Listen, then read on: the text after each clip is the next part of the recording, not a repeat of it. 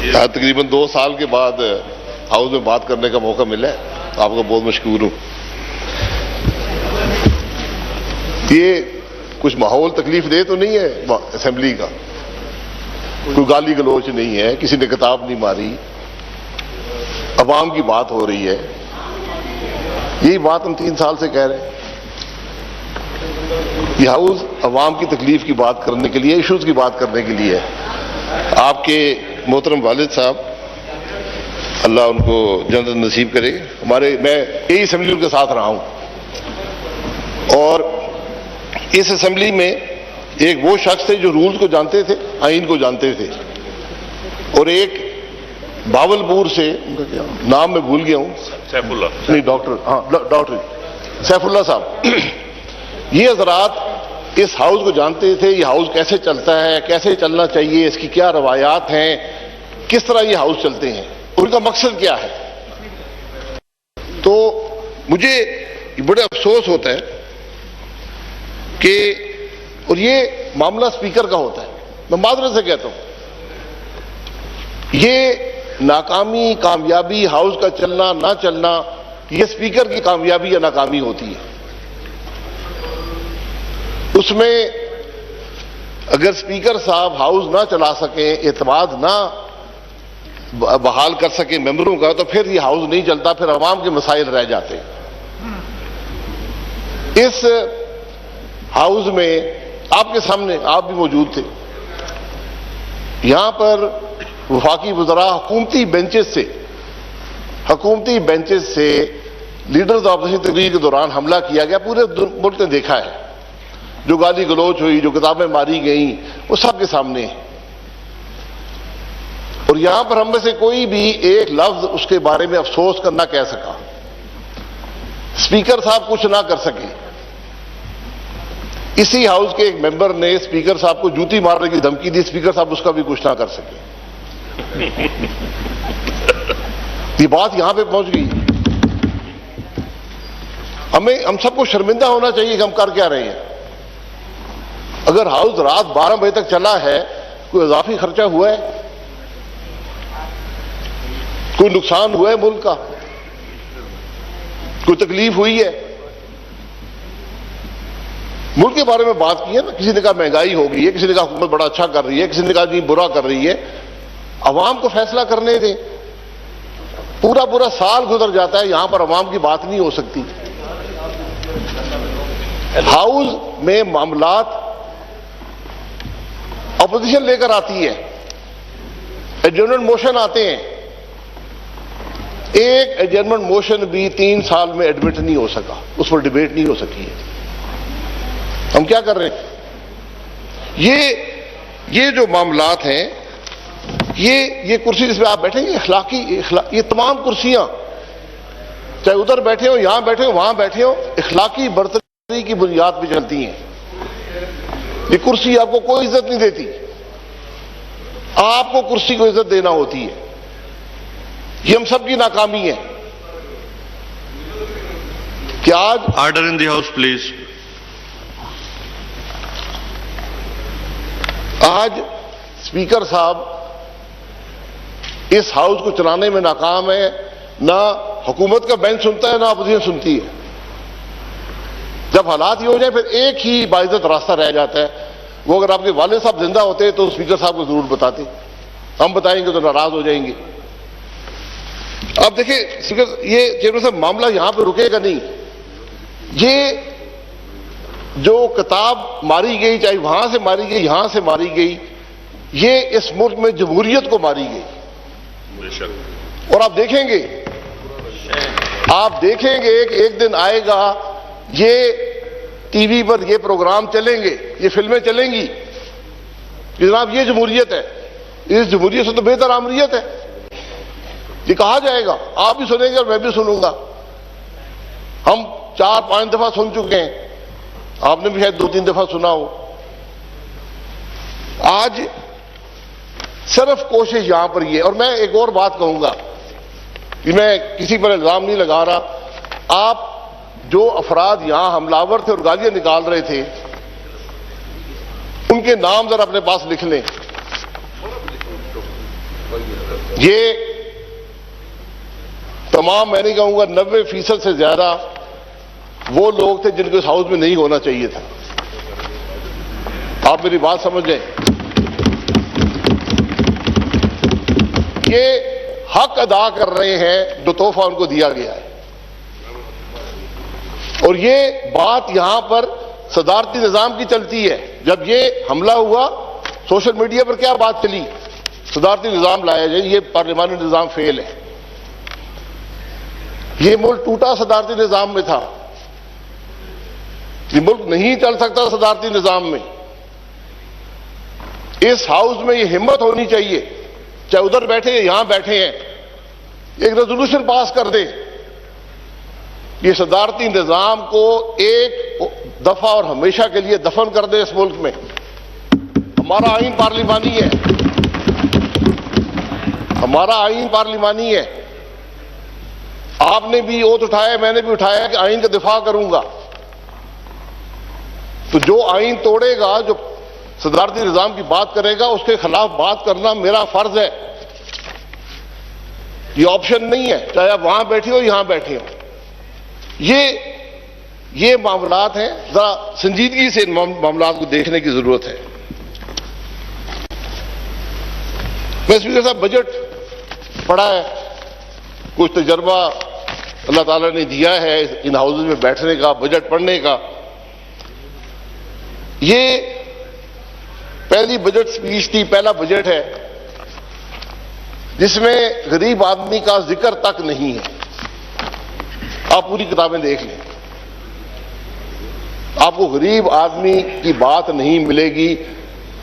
बात ही कर देते यार, झूठ ही बोल देते कि हम रिलीफ देंगे। आज मुल्क का सबसे बड़ा मसला क्या है?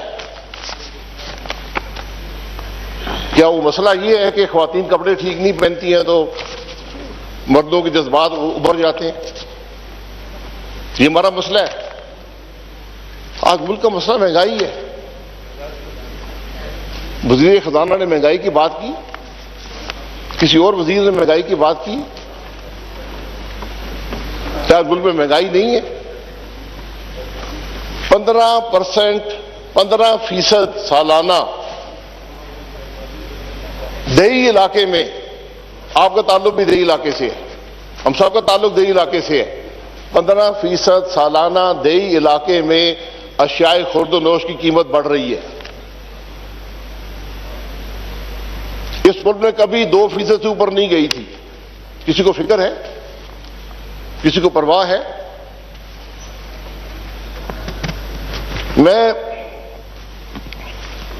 वज़ीर खजाना से पूछना चाहूंगा कि आप आटे की कीमत कम कर सकते हैं? क्या आप चीनी की कीमत कम कर सकते हैं? क्या आप घी की कीमत कम कर सकते हैं? क्या आप पत्ती की कीमत कम कर सकते हैं? क्या आप दूध की कीमत, दूध तो बढ़ा दिया, दूध पर टैक्स लगा दिया वज़ीर खजाना ने। दाल की कीमत कम कर सकते हैं? बिजली की कीमत कम कर सकते हैं? गैस की कीमत कम कर सकते हैं? पेट्रोल की कीमत आप कम कर सकते हैं? पेट्रोल तो अगर ये बजट के अहदाफ पूरे होंगे तो कम से कम 30 रुपए तो यहीं से बढ़ेगा। मैं नहीं कह रहा हूं किताब, ये किताब कह रही है 30 रुपए पेट्रोल और डीजल बढ़ेंगे। तो फिर मैं बात करूंगा सरकारी मुलाजमीन की। ये कोई सियासी बात नहीं है। सरकारी मुलाजमीन का हम पर हक ज्यादा है क्योंकि ये हमारे मुलाजिम हैं। अगर प्राइवेट इदारे के होते तो उनकी जिम्मेदारी बनती है, वहां भी हमारी जिम्मेदारी है कि हम महंगाई ना होने दें। लेकिन जो सरकारी मुलाजमीन है ये हमारे मुलाजिम हैं। आज इस महंगाई में आप 10% एडहॉक रिलीफ दे रहे हैं। वज़ीर खजाना साहब बैंकर हैं, जरा हिसाब लगा लें कि ये जो क्लास 4 मुलाजिम हैं इनकी तनख्वाह में कितना इजाफा होगा। और मैं पूरे वसूख से कहता हूं कि वो सारे का सारा इजाफा जो आप IMF के तहत इस साल के अंदर बिजली बढ़ाएंगे जो इस बजट में नहीं है वो इजाफा उस बिजली के इजाफे से कम होगा।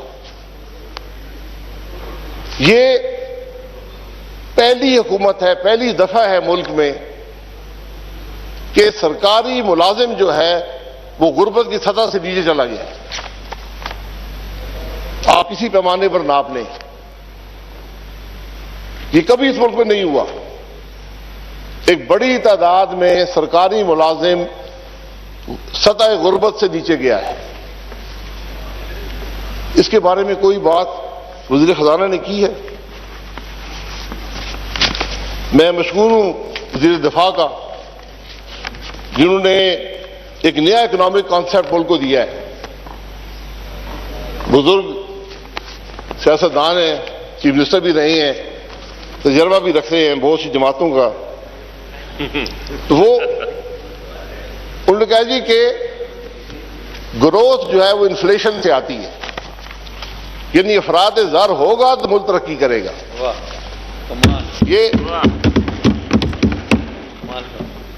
हाउस में कहा, मैं कोई गलत, मेरे बुजुर्ग हैं, मेरे दोस्त हैं, ये एहसन इकबाल साहब बैठे हैं और भी लोग हैं। मैं तो इतना पढ़ा लिखा नहीं हूं, लेकिन इन्फ्लेशन लेड ग्रोथ होती है जी। इन्फ्लेशन लेड ग्रोथ नया कॉन्सेप्ट इकॉनमी का दिया गया है, वज़ीर दिफा ने दिया है। Karl Marx. और ये वज़ीर दिफा उस महकमे के वज़ीर दिफा हैं जिसके अपने बजट की इन 3 सालों में कम अज कम 30% कम हो गई।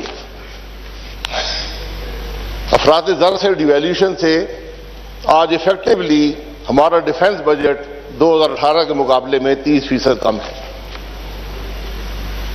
तो ग्रोथ तो आ गई, लेकिन मुल्क का दिफा कमजोर है, नहीं है, वो बेहतर जानते, मैं उसमें कुछ कहना नहीं चाहता हूं।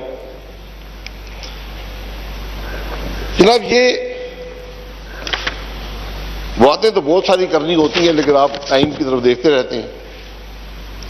मैं गुजारिश ये करूंगा कि इस साल तखमीना है 5800 अरब आमदन का, और ये 1800 अरब, ये तकरीबन 1900 अरब का इजाफा है 2018 के मुकाबले में। 3 साल में या 4 साल में हमने 1900 अरब का इजाफा किया है। इन 4 सालों में हमने 1200 अरब के नए टैक्स लगा चुके हैं। इस साल भी मेरा अंदाजा है कि 500 से 600 अरब के आपको नए टैक्स लगाने पड़ेंगे। तो जो खजाना नहीं मानेंगे, अल्लाह ना करे लगे, मेरा अंदाजा ये है, जो मेरी थोड़ी बहुत समझ है।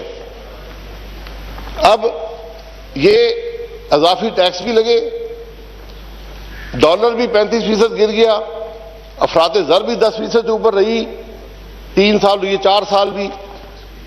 उसके बावजूद भी आप कुछ भी ना करें ना, अगर आप सिर्फ हुकूमत सही चलाते रहें तो आप 5800 पे पहुंच जाएंगे। आपको कुछ करने की जरूरत नहीं है। ये सब FBR बंद कर दें, सब बंद कर दें, ये सब वजीर घर भेज दें, आप ये फिर भी कर लेंगे, लेकिन ये हदफ नहीं होने लगा। इसलिए कि मैंने आपको पहले कहा कि 600 अरब तो आना है पेट्रोल पर टैक्स से, जिसको आज 3 रुपए 75 पैसे है, हमने 30 रुपए करना है। फिर जो वज़ीर खजाना ने हमें एक और कॉन्सेप्ट दिया, मैं उनका भी मशकूर हूं। जो हमारी तालीम इस हाउस में होती है गालियों के अलावा, वो जो इकोनॉमिक एजुकेशन भी हमारी हो रही है, वो भी एक मेरे लिए एक एजुकेशन है। उन्होंने, वज़ीर खजाना ने कहा कि मुल्क जो है वो इनडायरेक्ट टैक्सेस पे चलते हैं। हम 74 साल से सुन रहे थे कि डायरेक्ट टैक्सेशन पे कोशिश करनी चाहिए, मुल्क कोशिश करते हैं कि डायरेक्ट टैक्सेशन बढ़ जाए। हमारे वज़ीर खजाना ने कहा कि इनडायरेक्ट टैक्सेशन होनी चाहिए, हम उनके साथ चल पड़े, और उनका बजट इसको रिफ्लेक्ट कर रहा है। उनका बजट ये कह रहा है, वहां पे इजाफा सारा इनडायरेक्ट टैक्सेशन में है। सेल्स टैक्स को बढ़ाकर और इन्फ्लेशन से जो आएगा वो सारा इनडायरेक्ट टैक्सेशन है। ये कौन अदा करते हैं? गरीब आदमी अदा करते हैं। अगर आप डायरेक्ट टैक्सेशन की बात करते हैं और अगर हम वाकई मुखलिस है इस मुल्क के अवाम से, अपने आप से, इस ऐवान से, तो फिर मैं वज़ीर ख़ज़ाना से गुजारिश करूंगा कि वो अफराद जो इस हाउस से उठते हैं, जिनको मैं रोज देखता हूं, यहां से उठते हैं, 5 करोड़ की गाड़ी में बैठते हैं, 50 करोड़ के घर में जाते हैं, जिनके बिजली के बिल 3-3 लाख रुपए महीना है, 1 रुपया टैक्स नहीं देते। क्या ये वज़ीर ख़ज़ाना का बजट है? Indirect taxation. जिस मुल्क की काबीना के टेबल पर बैठे हुए लोग टैक्स ना देते हो, इस हाउस में बैठे हुए लोग टैक्स ना देते हो, जो अपने लाइफस्टाइल को जस्टिफाई नहीं कर सकते कि वो पैसे कहां से लाते हैं खर्च करने के लिए, कि जो पैसा आप कमाते हैं उसमें एक हिस्सेदार हुकूमत पाकिस्तान होती है, और ये कोई ऑप्शन नहीं है कि मेरी मर्जी है टैक्स दूं, मेरी मर्जी है टैक्स ना दूं, ये कानून है। आप किताब मंगा लेना, इस मुल्क में सिर्फ एक तबका है जिसके टैक्सेस पब्लिक किए जाते हैं, छपते गैजेट ऑफ पाकिस्तान में, 2 पार्लियामेंटेरियन है, ना किसी जज के छपते, ना किसी जर्नैल के छपते हैं, ना किसी कारोबारी आदमी के छपते हैं, ना किसी ब्यूरोक्रेट के छपते हैं, कि सिर्फ मैं और आप जो है हमारे नाम के साथ लगाया जाता है, इस आदमी ने ये टैक्स दिया है। तो अगर हम खुद टैक्स नहीं देंगे तो हम किसी पर टैक्स कैसे लगा सकते हैं? ये बुनियाद होता है टैक्सेशन का। जिस पार्लियामेंट के मेंबरान खुद टैक्स ना देते हों, वो कैसे टैक्स लगाएंगे इस मुल्क के अवाम पर? उनको क्या कानूनी अखलाकी जवाब उनके पास है टैक्स लगाने का? कोई जवाब नहीं है।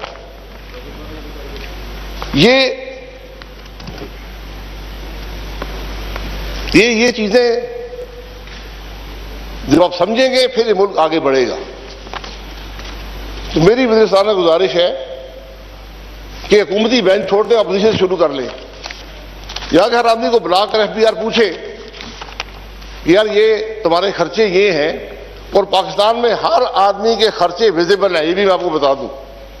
थोड़ी सी तकलीफ करनी पड़ती है। हर आदमी क्या खर्च करता है, बिजली का बिल देता है, क्या उसके खराजात हैं, ये हुकूमत के पास रिकॉर्ड मौजूद है। तो पूछिए जरा इस ऐवान के लोगों से कि आप टैक्स देते हैं या नहीं देते, और नहीं देते तो क्यों नहीं देते, और अगर नहीं देते तो आपको क्या जवाब है दूसरों पर टैक्स लगाने का? क्या अखलाकी आपके पास जवाब है? मैं मुल्क के बारे में चंद मोटी मोटी बातें कर दूंगा। हमारा मुल्क 313 अरब 2018 में कमाता था, इस साल 296 कमाएगा। ये हमारी कामयाबी है कि 3 साल के बाद अगर मैं आज के जो नंबर्स हैं सबको कबूल कर लेता हूं, जो काबिल कबूल नहीं है फिर भी कबूल कर लेता हूं, तो 2018 में पाकिस्तान की GDP 313 अरब थी, आज 296 अरब है। अगर उसी सतह पर हम तरक्की करते रहते आज 370 अरब होती। ये हमने कमाया है पिछले 3 साल में। अगर इस साल के अहदाफ हम पूरे करते हैं, ये जाके 313 अरब के करीब होगी। यानी 4 साल के बाद हम उसी आमदन पर खड़े होंगे जहां पर हम 4 साल पहले थे।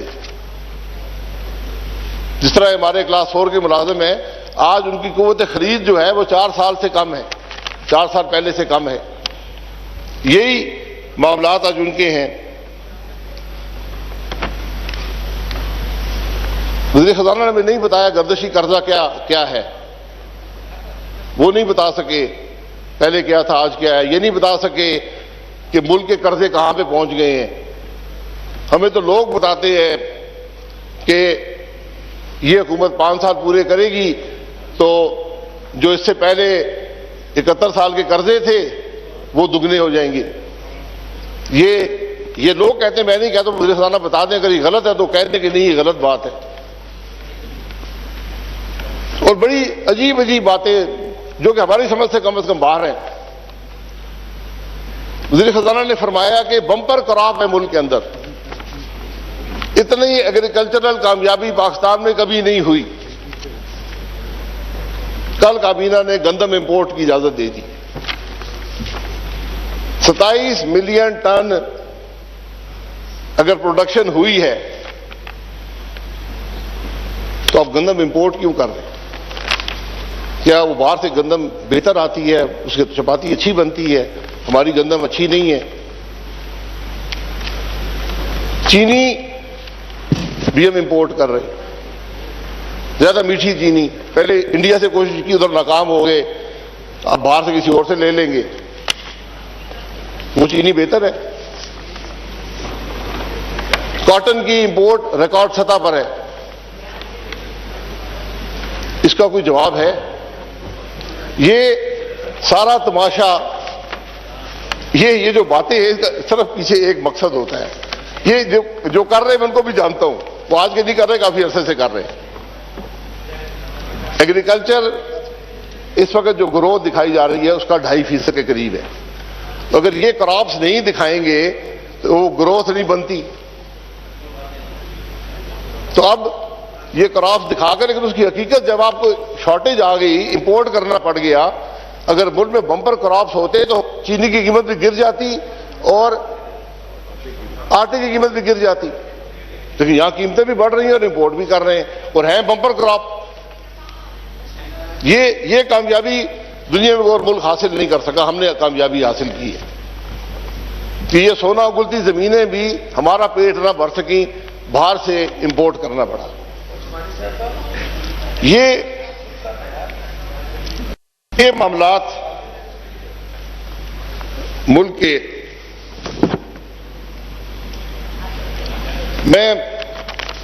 आपने उस दिन चोर का लफ्ज हदफ कर दिया, कोई आदमी तकरीर कर साहब ने चोर का आपने लफ्ज हदफ कर दिया, तो मैं वो लफ्ज नहीं इस्तेमाल कर सकता। और मुझे अफसोस हुआ कि आपने हदफ कर दिया कि सारे वफाकी वजीर क्या बात करेंगे, क्योंकि तो लफ्ज ही एक आता है। आप चोर का लफ्ज हदफ करें, आधा रिकॉर्ड असेंबली का हदफ हो जाएगा पिछले 3 साल का। स्पीकर साहब को बता दें, हदफ कर दें ये लफ्ज। अब मैं झूठ का लफ्ज भी नहीं इस्तेमाल करूंगा, वो भी हदफ होना चाहिए। तो मैं गलत बयानी का लफ्ज इस्तेमाल करता हूं। गलत बयानी को मौसर बनाने का तरीका ये होता है कि बहुत बड़ी गलत बयानी करो, कसरत से करो और बार बार करो। आज ये हुकूमत यही कर रही है। हर वजीर जो है, वज़ीर आज़म जो है, जो आदमी यहां तकरीर करने उठता है, उसकी तकरीर की 3 खासे हैं।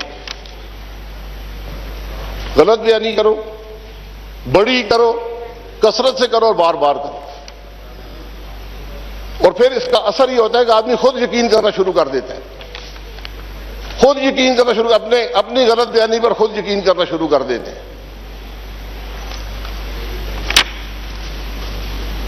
मैं बहुत से बुजुर्गों का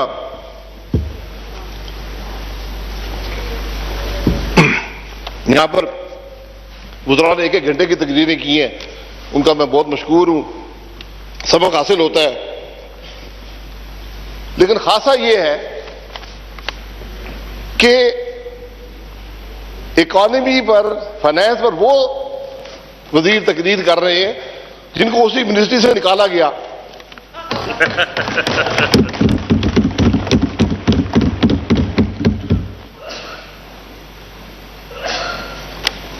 जिस मिनिस्ट्री से आप नाकामी पर निकाले गए, उसके बारे में हमें लेक्चर दे रहे हैं। बिजली और गैस पर वो तकरीर कर रहे हैं जो उस मिनिस्ट्री से निकाले गए।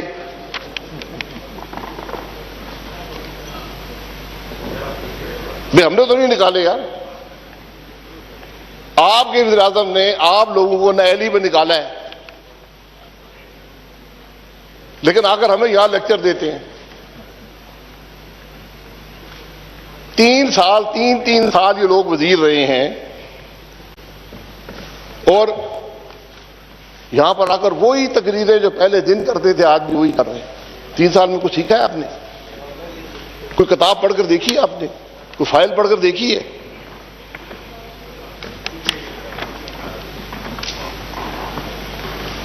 तो मैं गुजारिश करूंगा कि इस काबीना की सबसे, और मैं बार बार ये बात करता हूं, कोई सुनता नहीं है, सबसे कामयाब वजीर खातून है। उनको नहीं निकाला गया, उनका नाम भी मैं नहीं लूंगा, लोग नाराज हो जाते हैं, लेकिन ऐसे वजीर को आपको वजीर खजाना बनाना चाहिए। कम से कम ये लेक्चर तो नहीं मिलेंगे ना। आप नौकरियों से निकाले गए और उसी बात पर आकर लेक्चर दे रहे हमें। यार कुछ शर्म होती है। ये रीशफल एक चीज होती है, रीशफल। रीशफल क्या होता है? मैं इस वजारत में नालायक था, आप मुझे उस वजारत में भेज दिया, मैं वहां पर जाकर नालायक ही होऊंगा ना, कि बेहतर हो जाऊंगा। जो तबाही मैंने यहां किया वो वजारत में कर दूंगा। ये हालात हैं इन वज़रा के जो यहां लेक्चर देते हैं। तो मैं आखिर में गुजारिश कर दूं कि मैं पेट्रोलियम का वजीर भी रहा, एनर्जी का वजीर भी रहा, और मुझे इस बात का फख्र है कि हमने इस मुल्क की एनर्जी के मसाइल को हल किया। तो यहां पर वज़रा, क्योंकि किसी को आता जाता ना, वो उसको जो लिख के दे दे वो पढ़ देता है। वज़रा दो बातें करते हैं जी, बिजली बहुत ज्यादा लग गई है और बड़ी महंगी लग गई है।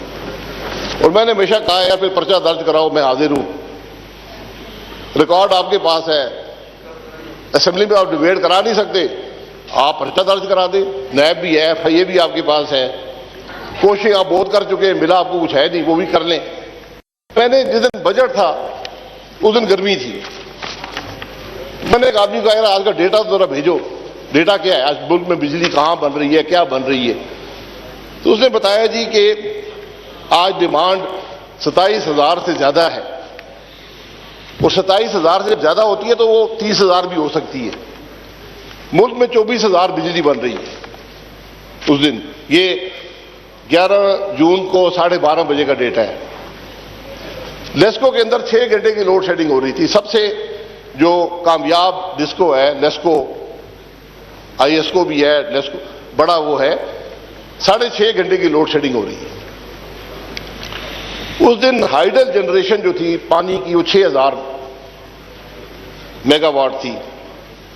इन 6,000 में से 1,400 मेगावाट एक आदमी जिसे हमने अदालतों में जजों को ब्लैकमेल करके कन्विक्ट कराया उसकी लगाई हुई थी। उसका नाम मैं नहीं लूंगा, आप खुद समझ लें, क्योंकि नाम लेने से भी लोग नाराज होते हैं। वाइंड अप प्लीज जी। न्यूक्लियर 2200 जनरेट हो रही थी, उसमें से भी 1300 उसी आदमी की लगाई हुई थी।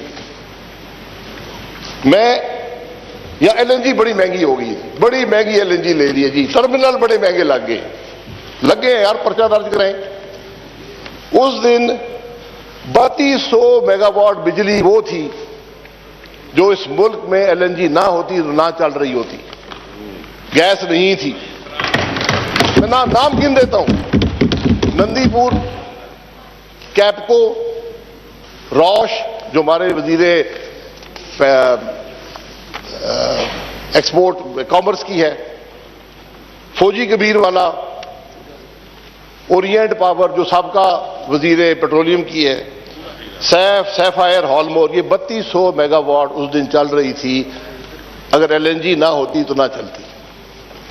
3300 मेगावाट 3 बड़े प्लांट जो हमने लगाए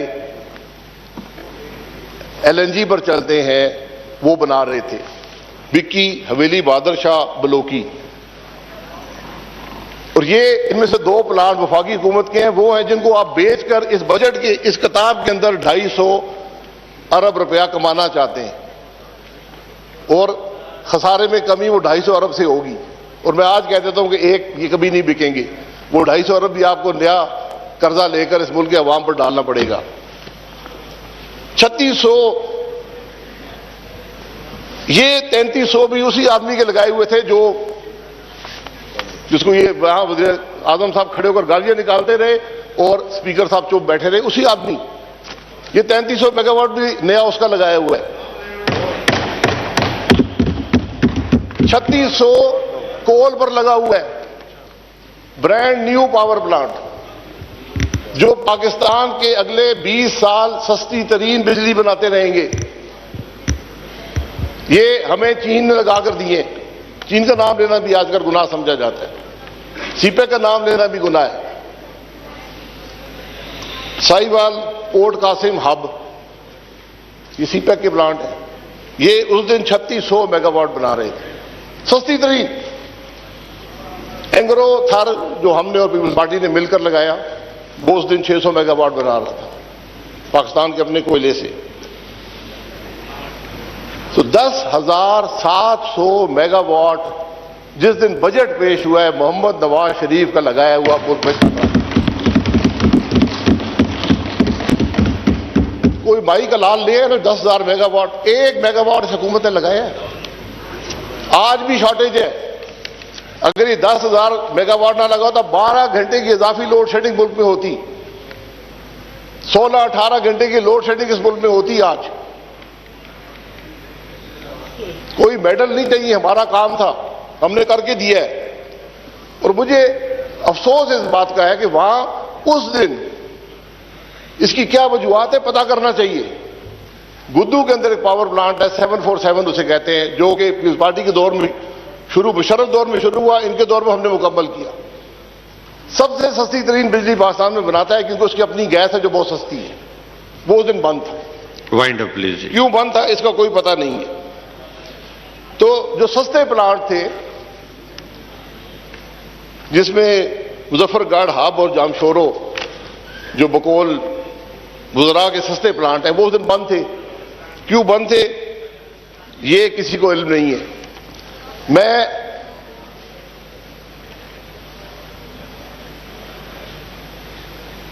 गुजारिश करूंगा, स्टेट बैंक की क्वार्टरली रिपोर्ट इस ऐवान में आती है, सेकंड क्वार्टरली रिपोर्ट अभी आई है, उसमें 32 सफ़े का सप्लीमेंट है स्टेट बैंक ऑफ पाकिस्तान का पर, और उसके सफा नंबर 104 में लिखा हुआ है कि 17 से 20 तक 3 साल में पाकिस्तान में एलएनजी की वजह से बिजली बनाने में 234 अरब रुपया पाकिस्तान का बचा है। ये मैं नहीं कह रहा, ये मैं नहीं कह रहा, कि स्टेट बैंक कह रहा है।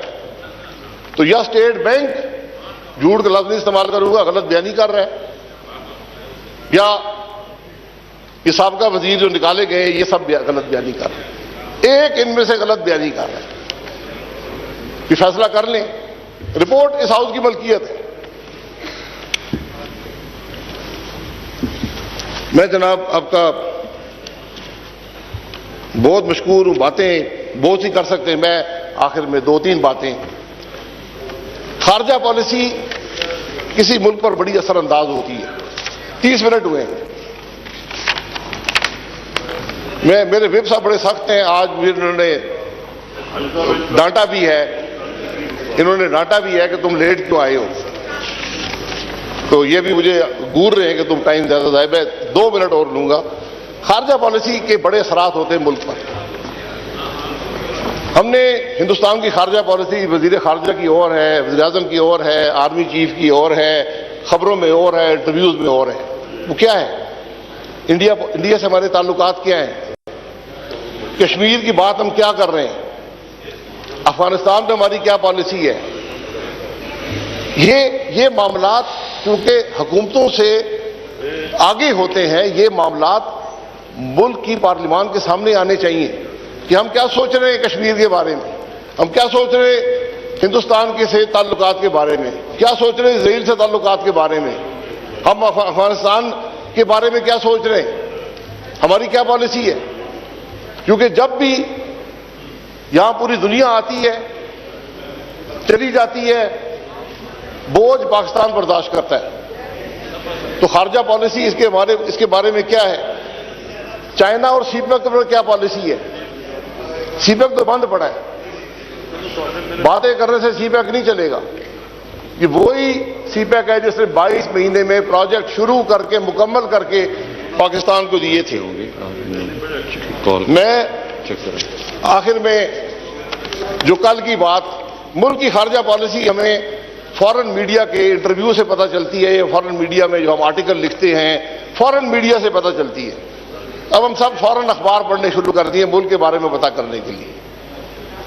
तो परसों एक बड़ी तशवीशनाक बात सामने आई कि हम ये समझते हैं कि अगर कश्मीर का मसला हल हो जाए तो हमें एटमी सलाहियत की जरूरत नहीं है, ये काम ख्याली छोड़ दें। मेरी ये गुजारिश होगी, ऐसी गैर माकूल बातें, खाम ख्याली ये बातें करनी ही नहीं चाहिए, सोचना दूर की बात है। ये जो सोच इसके पीछे कार फरमा है अगर हाउस में बयान कर दें। ये हाउस इसीलिए, मैं इसीलिए कहता हूं जो मसला मुल्क का हो इस हाउस में आकर बयान कर दें। रात 12 बजे तक चलाते रहे ना, थोड़ी सी तकलीफ हुई है, साहब को बैठना पड़ा है, हम भी बैठे हैं, आप भी बैठे हैं, 12 बजे तक हाउस चला लें, मुल्क की खारजा पॉलिसी बता दें। ये आज इस मुल्क के हकायक हैं। अल्लाह ताला उनकी हमारी रहनुमाई फरमाए। थैंक यू जी, थैंक यू जी जनाब।